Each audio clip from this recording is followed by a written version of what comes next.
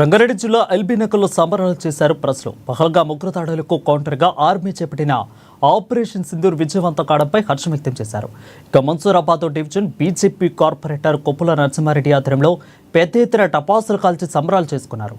పాకిస్తాన్ ఉగ్రవాదులకు వ్యతిరేకంగా నినాదాలు చేశారు. ఈరోజు భారతదేశం ప్రతి పౌరుడు కూడా తలెత్తుకునేటువంటి రోజు. ఈరోజు భారత జవాన్లు పాకిస్తాన్ కు మూతోటి జవాబు ఇచ్చారు.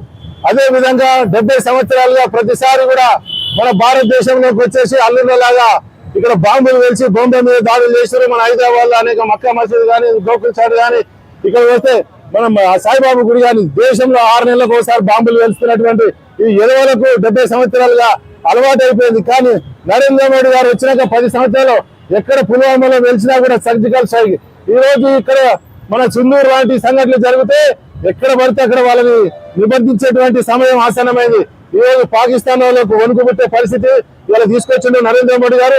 భారత జవాన్లందరికీ కూడా ఇలా దేశం మొత్తం కూడా వాళ్ళు ఎన్నుదలుగా ఉండి వాళ్ళకి ఎటువంటి సహాయ సహకారాలు అందించడానికైనా భారతదేశ పౌరులందరూ ముందుకు ఉండాలని చెప్పేసి ఈ రోజు చేసినటువంటి వాళ్ళ తీవ్రవాద స్థావరాల మీద ఏ విధంగా దాడులు చేసిరో మొత్తం పాకిస్తాన్ మీద చేయాలని చెప్పి పీఓకే మొత్తం కూడా భారతదేశంలో ఆధీనంలోకి తీసుకునే విధంగా భారత జవాన్లు చేసే విధంగా సహకరించే విధంగా భారత పౌరులందరూ సహకరించాలని చెప్పేసి కోరుకుంటూ ఈరోజు ఎల్బీనగర్ చౌరస్తాలో భారతదేశంలో సైనికులందరికీ అండదండగా ఉన్నామని చెప్పేసి వాళ్ళు చేసినటువంటి ఏ చర్యనైనా ముందుకు సాగించే విధంగా ఉన్నామని చెప్పేసి పటాకులు కాలడం జరుగుతుంది.